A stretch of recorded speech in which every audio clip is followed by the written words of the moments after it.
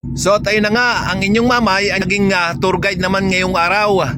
So kung makikita nyo ay ang mga kanyo na yan ay mga ginamit nung mga panahon pa ng Hapon nung World War II.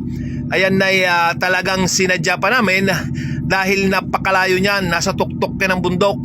Lahat ng makikita nyong kanyo na yan ay nakatutok sa dagat, west side ng dagat. Lahat yan nasa tuktok ng bundok. So kaya nga pala namin pinuntahan yan dahil isa sa pamilya ng kasamang kong mga Japanese ay biktima. Kaya ako nasabing biktima dahil ng mga panahon na yon ay natalo ang mga Hapon. Kung makikita nyo naman, tingnan nyo ang kakapal ng bakal, talagang nakakawiling tingnan. Sa totoo lang, ito ay first time ko ring mapuntahan. Yan, ito ay sineshare ko sa inyo dahil ito ay napaka makabuluhan. Kung makikita nyo yung gaya ng isang kasama namin, isang maedad na, alam niya yung nangyari nung mga panahon ng Hapon. 4 na piraso yan, lahat yan nakatutok sa dagat. Kung makikita nyo, yan, ito yung isa, yan, napakalaki yan. Talagang kung makikita nyo, ang kapal ng bakal. At ito namang isang ito ay nasa loob siya. Meron siyang concrete na nakapalibot sa loob ng kanyang kanyon. Yan. Kung makikita nyong concrete na yan, napakatibay. Talagang purong-puro, solid talaga. Magagaling talaga ang mga Hapon nung mga panahon na yun. Ito yung kuta nila dati.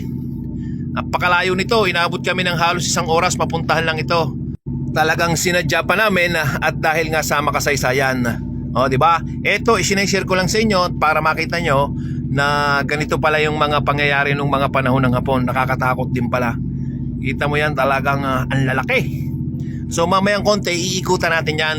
Kung makikita nyo mamaya kung anong itsura niya sa labas. Yan, yung pinapakita ko yan, talagang concrete na concrete talaga. Ang tibay. Believe din ako sa mga Hapon talaga. Ang kakapal din ng bakal ng kanyo na yan. Oh, talagang nakakatakot. Di ba? Buti na lang at medyo okay na ngayon. Hindi na natin inabot to. Yan. Ito siya. Ito yung labas niya. Yan. Kitang-kita nyo naman, concrete na concrete din talaga siya, Yan, nakatutok yan sa dagat. Yan. Di ba? Talagang hindi ka makakapaniwala nung mga panahon pala ng Hapon talagang bakbakan pala talaga sila. At saka ang nakakalungkot lang na pangyayari sa mga kasama ko ay natalo daw silang mga Hapon, di ba? Pero okay naman ngayon. Ayos na. So ito ay kuta ng mga Hapon nung World War II pa. Yan. Di ba? Ang ganda. Ang talagang ako'y nawiwili rin. Yan. Yan, kung makikita yun, nakatutok yan sa dagat. Yan, lapitan natin. Yan. Isa yung nasa concrete, padalawa to. Tapos yung nasa gilid pa niya ay bali 4 na piraso. Yan. Ito yung isa, at tapos ang isa yun nandun sa dulo. Bali 4 sila. Di ba? Talagang panay. Matindi pala dati ang bakbakan nila. Yan, yan siya. Tingnan nyo naman, ang laki, Kung makikita nyo talaga ay ang kakapal ng bakal. Di ba?